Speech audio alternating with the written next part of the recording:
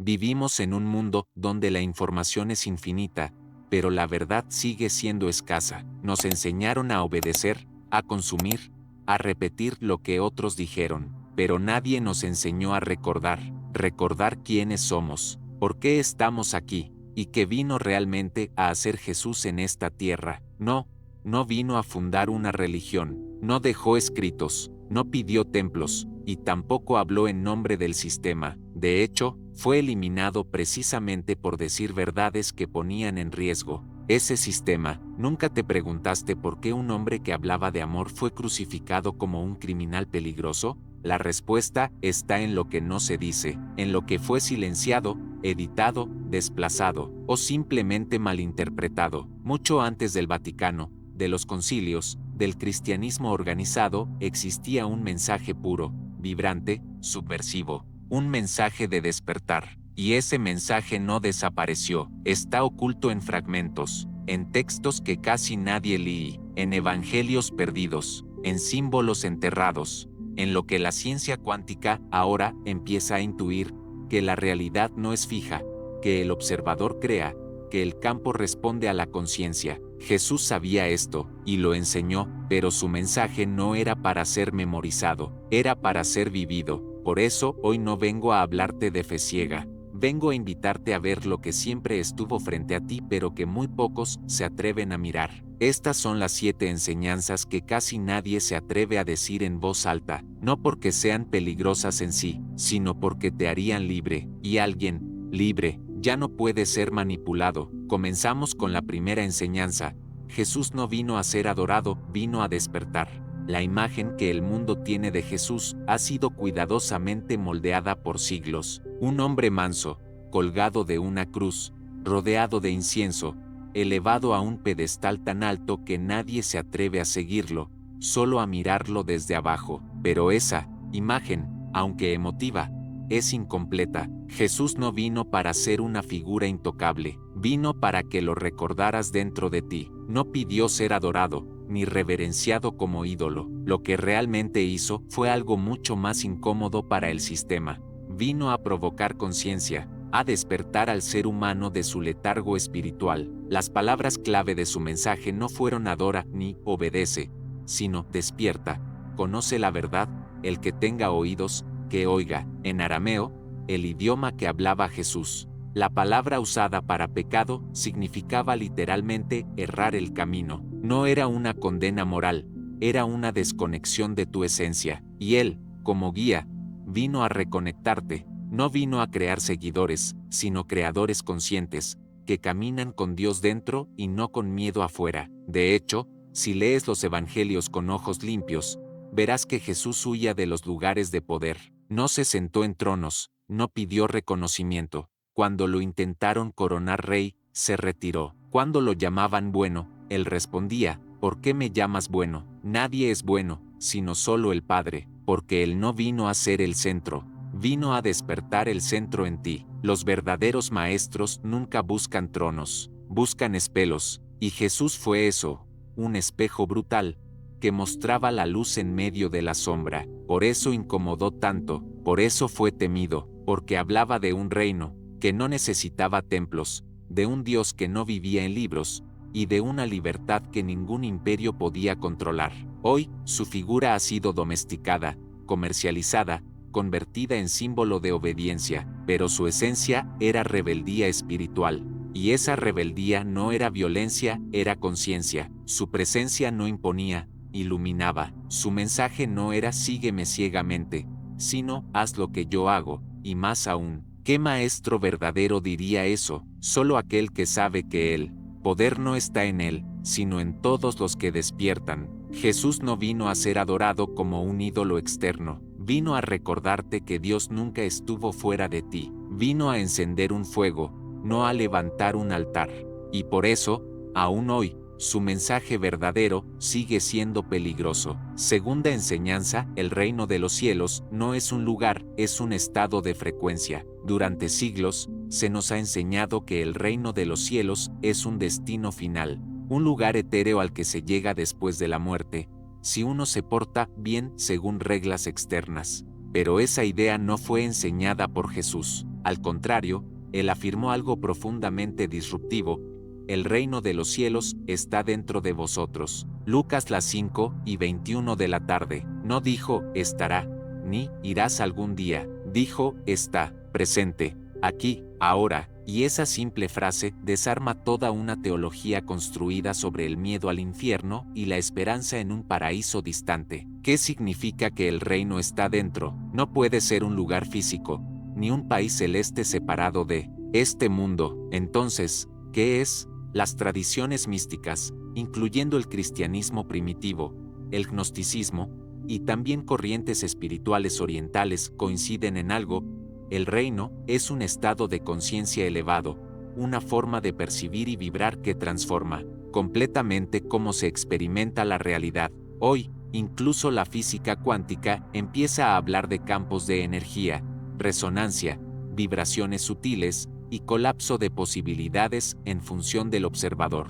No son ideas esotéricas, son descubrimientos medibles. El corazón humano, por ejemplo, emite un campo electromagnético 5000 veces más fuerte que el del cerebro. Este campo cambia cuando la persona entra en estados de gratitud, amor o compasión.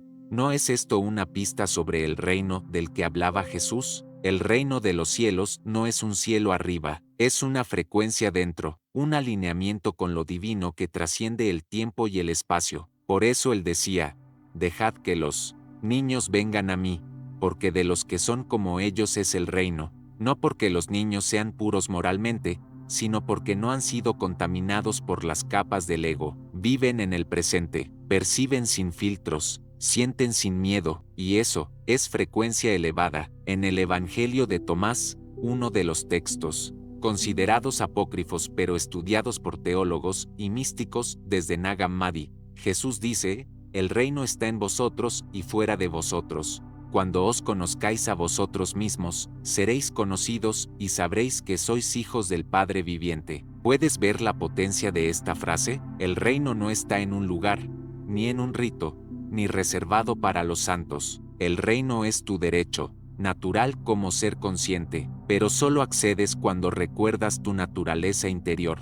Jesús no vino a prometerte un paraíso lejano, vino a mostrarte que puedes habitarlo ahora si cambias tu frecuencia, tu mirada, tu forma de estar en el mundo, y eso, para muchos, es más desafiante que cualquier mandamiento, porque para entrar en ese reino, no basta con rezar, tienes que despertar. Tercera enseñanza: pecado es olvidar quién eres en esencia. Si te preguntaran qué es el pecado, ¿qué responderías? Tal vez desobedecer a Dios, romper las reglas, hacer algo malo. Esa definición nos la dieron desde niños, pero ¿y si el pecado no fuera eso? ¿Y si el pecado no fuera una acción, sino una desconexión? En el idioma original de muchos textos bíblicos, la palabra usada para pecado no era maldad, sino amartía, un término griego que significa literalmente errar el blanco, fallar en alcanzar el propósito. ¿Y cuál es ese blanco? Recordar quién eres realmente, conectar con tu esencia divina, ser uno con el Creador en conciencia, intención y vibración. Entonces el pecado ya no se trata de si dijiste una mentira, o si cometiste errores humanos. Se trata de vivir dormido, creer que eres solo este cuerpo, este nombre, este sistema de etiquetas, miedos y traumas. Pecado es olvidar que eres un alma eterna encarnada temporalmente, que no viniste aquí a sobrevivir, viniste a evolucionar. Jesús lo sabía, y por eso hablaba en parábolas, no porque quisiera esconder la verdad, sino porque la mente no despierta con datos, despierta con símbolos. Él no condenaba a los pecadores, al contrario, caminaba con ellos. ¿Por qué? Porque entendía que su estado no era moral, era existencial. No estaban perdidos por rebeldes, sino por haber olvidado su verdad interior. En el Evangelio de Juan, cuando Jesús se encuentra con la mujer acusada de adulterio, no lanza piedras, no exige penitencia, solo dice, ve, y no peques más. Pero ¿cómo no pecar más? Solo recordando quién eres, porque cuando vives desde la esencia, ya no traicionas tu alma, ya no te rebajas por aprobación, ya no te desconectas por miedo. Incluso en enseñanzas más antiguas,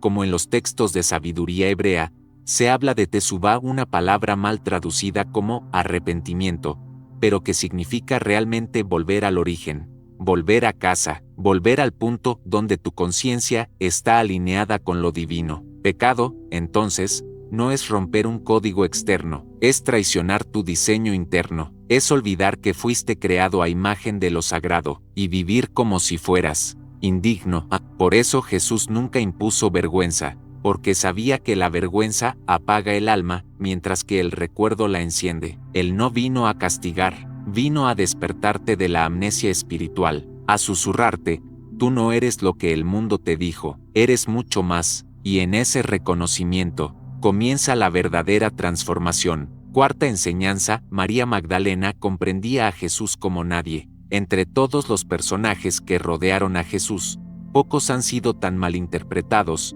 o deliberadamente distorsionados como María Magdalena. Por siglos se la llamó prostituta, pecadora arrepentida, una figura secundaria apenas tolerada por la tradición. Pero los textos más antiguos y menos manipulados dicen otra cosa. María Magdalena no era una seguidora más, era una iniciada, una mujer que comprendía la verdadera naturaleza de Jesús desde la vibración, no solo desde las palabras. En los manuscritos descubiertos en Nag Hammadi, especialmente en el Evangelio de María, un texto prohibido durante siglos, se revela una relación completamente distinta. Allí, después de la muerte de Jesús, los discípulos están desorientados, llenos de miedo. ¿Y quién toma la palabra? María. Es ella quien consuela, enseña y revela las enseñanzas secretas que Jesús le confió. Los otros discípulos, especialmente Pedro, dudan de su autoridad, pero no porque ella mintiera, sino porque era una mujer que había entendido lo que ellos aún no podían ver. Jesús no diferenciaba entre géneros, jerarquías ni cargos religiosos. Él hablaba al alma y respondía al nivel de conciencia de cada uno. Con María Magdalena compartió algo más. ¿Qué presencia? Compartió transmisión espiritual. No es casualidad que sea ella la primera en verlo resucitado. No es un detalle romántico, es simbólico. Ella representa el alma humana que, al purificarse del ego, es capaz de ver lo invisible. Donde los discípulos vieron tumba vacía, ella vio presencia viva. Además, el nombre Magdalena no es necesariamente un apellido o lugar. En hebreo antiguo, Migdal significa torre o fortaleza, y si no fuera una geolocalización, sino una descripción de su frecuencia, María la fuerte, María la que sostiene, María la que no olvida. Desde el punto de vista espiritual, ella encarna el principio femenino divino, el aspecto intuitivo, profundo, receptivo del alma que no analiza, sino reconoce. Ella no discutía sobre dogmas, ella simplemente sabía. Por eso Jesús no necesitaba probarle nada, porque ella ya veía. En un mundo patriarcal que aún hoy teme el poder espiritual femenino, la historia de María fue sepultada, pero no borrada, y cada vez más personas sienten que algo dentro resuena cuando escuchan su nombre. Es porque su memoria vive más allá del papel, vive en el campo, en la frecuencia del alma que intuye la verdad más allá del relato oficial. María Magdalena no fue testigo de Jesús, fue coportadora del mensaje. Ella no lo adoraba, lo comprendía, y por eso, el sistema hizo todo lo posible para callarla. Quinta enseñanza: el mundo no es tu hogar, es tu reflejo. Una de las ilusiones más persistentes del ser humano es creer que está aquí para adaptarse al mundo, conquistar espacios, cumplir expectativas externas, y ganarse un lugar en algo que ya está estructurado. Pero si observas con atención, si escuchas lo que Jesús insinuaba en cada parábola, entenderás que el mundo no es tu destino final, ni tu cárcel, ni tu meta, es tu espejo. Jesús decía: oh, mi reino no es de este mundo, pero no lo decía con desprecio, lo decía con claridad, porque sabía que este mundo material, tal como lo percibimos con los sentidos, es una proyección temporal, una escuela, un espacio simbólico donde la conciencia se enfrenta a sí misma para recordar quién es. Hoy, incluso la ciencia lo confirma, la materia no es sólida. Todo lo que ves está compuesto de átomos en su mayoría vacíos, sostenidos por campos energéticos e información. La física cuántica afirma que el observador modifica lo observado, que la realidad responde a la expectativa, a la creencia, al enfoque. Entonces, ¿qué es este mundo, sino un escenario construido en interacción con tu interior? Jesús enseñaba esto a través de símbolos. Hablaba del ojo como la lámpara del cuerpo, y decía que si el ojo estaba limpio, todo el ser estaría en luz, es decir, la forma en que miras define lo que ves. Si tu corazón está endurecido, el mundo te parecerá hostil. Si tu alma está fragmentada, tu realidad reflejará caos. Pero si recuerdas quién eres, el mundo se vuelve espejo de algo sagrado. Por eso Él no pedía que escapáramos del mundo, ni que nos aisláramos como mártires. Pedía que transformáramos la percepción, que viéramos a los otros como hermanos, a los enemigos como espejos del propio ego, y a la realidad como campo fértil para el despertar. Bienaventurados los limpios de corazón, porque ellos verán a Dios, no en un trono, sino en todo lo que existe. Las tradiciones místicas coinciden. Lo externo es reflejo de lo interno. Los sufíes lo llaman el mundo del espejo. El budismo habla del mundo ilusorio como Maya. Y Jesús, sin usar esas palabras, lo encarnaba. Él leía el mundo como un código, no como una prisión. El error es pensar que estamos aquí para sobrevivir, competir y agradar. La verdad es que estamos aquí para reconocer nuestra luz en medio de las sombras. Y el mundo, con todo su ruido, dolor y belleza, solo cumple una función: recordarte lo que todavía necesitas integrar. No viniste a este mundo a pertenecer, viniste a trascenderlo desde dentro, y cuando lo haces, no necesitas escapar, porque comprendes que nada afuera puede tocar lo que has despertado adentro. Sexta enseñanza: despertar tiene un precio. Hablar de despertar suena bonito, suena a paz, luz, amor, claridad, pero la verdad, la que pocos te dicen es que despertar duele, porque no se trata de agregar algo nuevo, sino de romperlo, que te mantenía dormido, y esa ruptura tiene consecuencias. Jesús no prometió comodidad, prometió espada. Dijo: no he venido a traer paz, sino división. No porque promoviera conflicto, sino porque sabía que la verdad divide antes de unir. Divide lo real de lo falso, lo esencial de lo impuesto, lo que nace del alma de lo que viene del condicionamiento. Cuando empiezas a despertar, ya no encajas. Los que antes te aplaudían, ahora se alejan. Los lugares donde te sentías seguro, se vuelven estrechos, y los vínculos que eran sostenidos por máscaras, se rompen, porque el alma despierta no tolera más autoengaño, y eso incomoda a quienes aún viven en él. Jesús fue rechazado en su propia tierra, sus familiares lo creyeron loco, los líderes espirituales lo acusaron de hereje, fue traicionado por uno de los suyos, y abandonado por casi todos en su momento final. ¿Por qué? Porque su presencia era incómoda, su luz exponía la sombra de quienes vivían del poder, del control, del ego, y así es contigo también. El despertar espiritual no es un escape al sufrimiento, es atravesarlo con conciencia, es mirar de frente lo que antes evitabas, soltar relaciones, creencias, patrones, dependencias que ya no vibran contigo, es llorar duelos invisibles, sentirte solo aunque estés rodeado, preguntarte si estás loco, para finalmente descubrir que, por primera vez, estás vivo. Los antiguos místicos lo sabían. En todas las tradiciones hay relatos de la noche oscura del alma, del desierto, del vacío, porque antes de la claridad hay fuego, y no es castigo, es purificación. Jesús nunca dijo que el camino sería fácil, dijo que sería angosto, pero también dijo que el que persevera hasta el fin,